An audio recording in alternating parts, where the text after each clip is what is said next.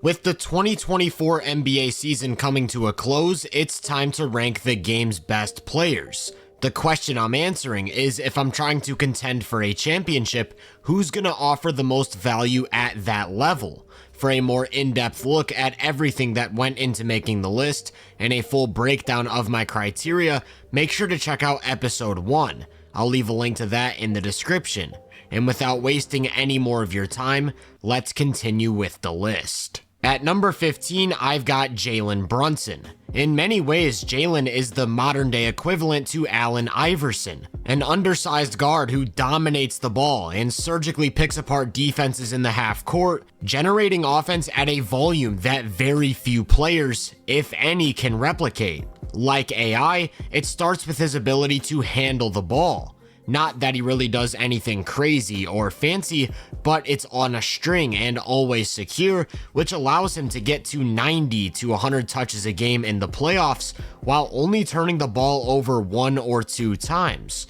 Words can't describe how valuable that level of ball security is, and he pairs that with sharp changes of direction, beautiful footwork, and some serious strength to pretty much generate separation at will inside the arc. So the pressure just never stops. Whether it's out of pick and roll, in isolation, he's attacking downhill over and over again to collapse the defense, and although he isn't an elite passer, he's good enough to find kickouts, dump offs. Like I said, he never turns the ball over, so you're getting some high quality shot creation on virtually every possession. This was the year he also added the pull-up 3 as a consistent part of his attack, which, when paired with his already vast arsenal as a mid-range scorer, has turned him into one of the league's best shot makers. Elite shot creation and shot making are the two key variables in becoming a high-level offensive centerpiece, and that's exactly what Brunson is. However, there are still a couple limiting factors that hold him back from that next tier in my opinion. It stems from physical limitations. He's undersized both in terms of height and length, and he's not very explosive as an athlete in comparison to his peers, so when it comes to generating easy looks for himself, he just doesn't have it like some other creators. He makes up some of that ground with his elite foul drawing, but that's the primary reason why his efficiency as a scorer lacks quite a bit behind his volume. That takes me back to the Iverson comparison. His ability to generate quality offense on every single possession makes him one of the best lead creators, but because he's forced to rely on a tougher diet of shots and takes so many field goal attempts, he doesn't quite hit the stratosphere of the best offensive engines. In my opinion, if I were starting with one player to build an offense around, he'd probably be like the 6th or 7th player I'd choose. There are very few who can raise a floor like he does, and I actually think he's got a pretty underrated off-ball game. With Randall's injury, this wasn't showcased as much as it could have been in the playoffs, but he's an elite catch-and-shoot guy who's very decisive as an attacker and ball mover off the catch, so I do like his fit in various different offensive scenarios. Overall, that's enough to make him a high All-NBA level player on that end of the floor. Where I have a bit more reservations is on the defensive end. For him, it's not a case of breakdowns like some of the other weak defenders. I actually like him a lot positionally. He's active, knows how to put his body in the right spot. I mean, there's a reason he was 2nd in the NBA in charges drawn. He makes up for his lack of size a little bit by being sturdy enough to hold his ground, but he's still short with short arms, which is always going to be a problem in most matchups. Typically, you'll see these sort of guys use their hands as a disruptor to make up for it. Kyrie's a great example, but Brunson doesn't really have that, rarely ever making plays on the ball. So when you also account for the fact that he isn't great at keeping guys in front of him in space or getting around screens, it's clear to me that he is bleeding some value defensively. However, I do believe that the most important quality a player can have on defense is the positional aspect, not missing rotations, being in the right spot, and I think he has that down, so instead of being one of the worst defenders in the league like some other guys on the list, I just view him as a healthy negative in most situations. When paired with the offense, that's still enough to get him to a strong All-NBA level overall and to a top 15 spot. As for number 14, that spot goes to Devin Booker. I talked about how Brunson's one of the best shot makers in the league. Well, Book takes it to another level. The versatility in his shot profile, his ability to hit from every inch of the floor regardless of where his momentum takes him or how heavily contested, can really only be compared to Kobe Bryant. He's got the pull-up threes, he's a mid-range assassin, he can play with his back to the basket, truly just an incredibly flexible shot creator. However, he has some of the same issues that I mentioned with Brunson. Although he's a lot bigger, he too lacks length, isn't incredibly explosive from a standstill, but also has a significantly worse handle, so when it comes to putting the ball in his hands and expecting him to generate the best shots over and over again, I just don't think he can replicate it. He is a very good passer, especially when it comes to range and velocity. He just doesn't consistently reach pressure points within the defense like the game's best perimeter attackers. That not only hurts him as a playmaker, but as a scorer, because while being a great rim finisher, he just doesn't get there with much volume, so he too has to rely on shot making to carry most of his scoring. Like I said though, his shot making is arguably second to none, so his playoff numbers still look incredibly impressive and at many times even look immune to great defense. In addition to the shot making, there are two standout qualities that really take his offense to another level. First is his ability to push pace. He's one of the best transition scorers in the game, which does make up some of the ground when talking about his lack of rim pressure. Second is that he's one of the best off-ball players in the game. Whether you're talking about shooting off the catch or on the move, torching closeouts or rotating defenses with quick attacks where he can get to the paint, or get into one or two dribble pull-up jumpers, there isn't a single role that he can't play on offense, and that level of versatility just makes it so easy to build around him or fit him into any system you're looking to run. So despite having some on-ball limitations, I do still view him as a strong All-NBA level offensive player. As for the defense, this is actually really easy to evaluate in my opinion, and that's because he doesn't really have any standout qualities on any end of the spectrum. There isn't anything you can point to that he does at a really poor level that's bleeding value, but there also isn't anything you can highlight as a huge strength and say he's making a massive impact. He's about average size, pretty strong, and is technically sound both on and off the ball. He'll get around screens, execute rotations, plays physical, but isn't much of a playmaker, and definitely not someone you want consistently defending at the point of attack, so to me, he's probably the league's most obvious neutral. Neutral defense to go along with strong All-NBA caliber offense is enough to get him to the 14th spot, barely getting the edge over Brunson. At number 13, we've got another two guard and someone who many compare to Booker, Donovan Mitchell. I just talked about two guys who sometimes struggle to create easy shots for themselves due to physical limitations, and this is where Donovan has a serious advantage.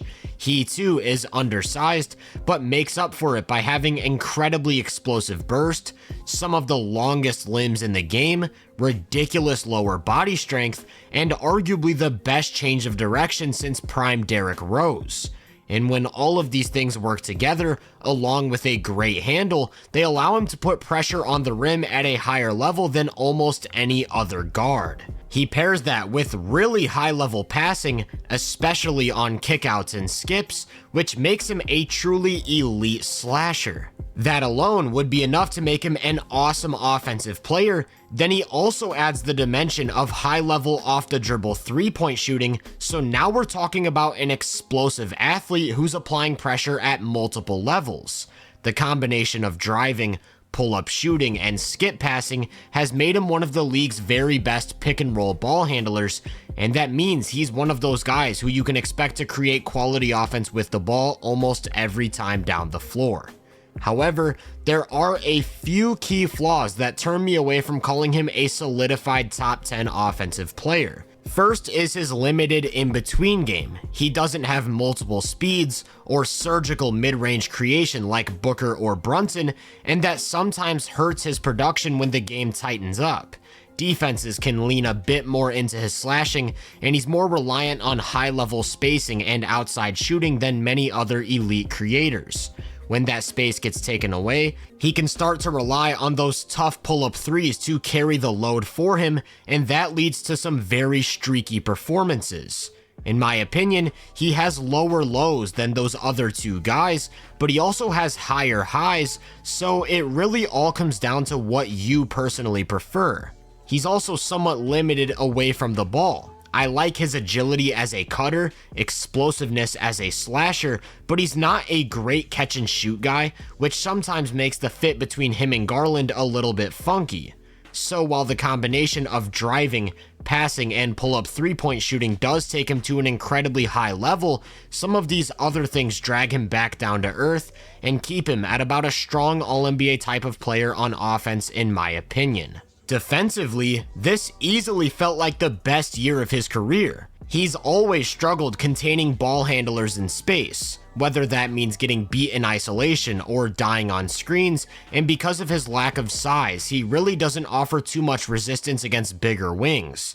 To me, even if slightly improved, these things are still here, but what took him to another level was a shift in role. The Cavs unleashed him as a free safety behind the play, and he showed that he actually has quite a few standout qualities.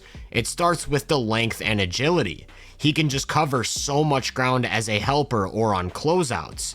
Then he's also got some really sharp hands, and that allows him to be a big-time playmaker, blowing up actions and forcing turnovers at a pretty high rate. So it's a lot different from Booker. Instead of just being sound in all areas, he's got some big weaknesses and some big strengths that to me average out at about a neutral type of defender. The gap is incredibly marginal, however, I do think Mitchell is ever so slightly more valuable on offense, in large part due to the edge he has as a slasher, which barely earns him the nod at number 13. At this point, we might as well just call this section of the list the shooting guard range, because at number 12, I've got Anthony Edwards. Like Donovan, his standout quality is that he's able to generate a lot of easy shots for himself. He's got maybe the most explosive first step in the game, and he pairs that with a super filled out, bulky frame, elite above the rim athleticism, and great length to put an immense amount of pressure on the rim.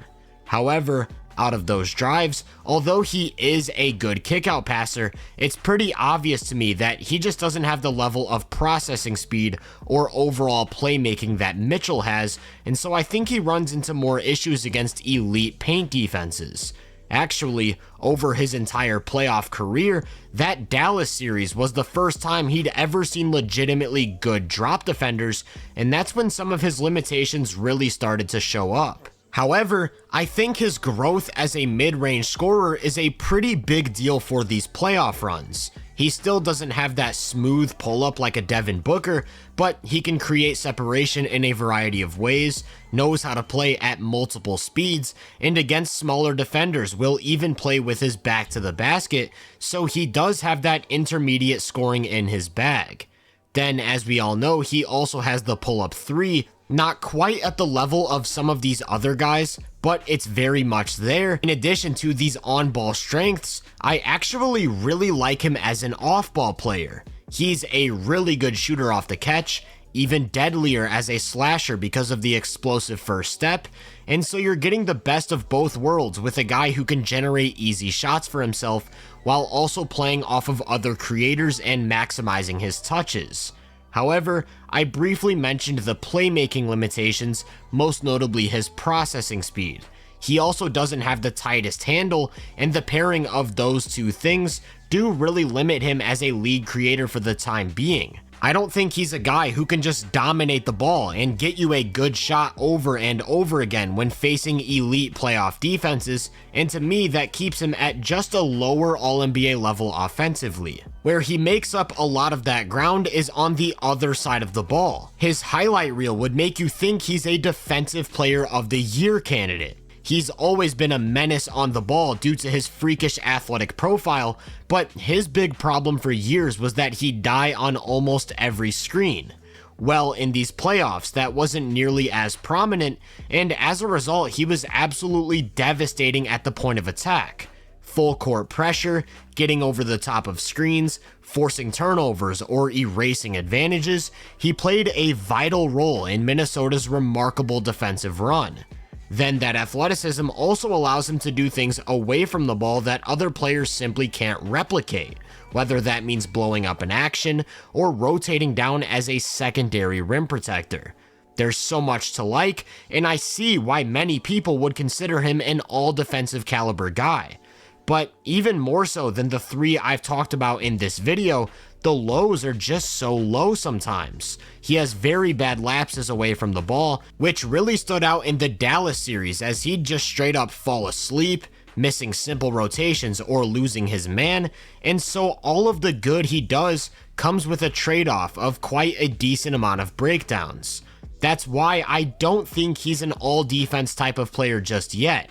But still, the strengths are just so overwhelming and game-changing that he is still a strong positive on that end of the floor.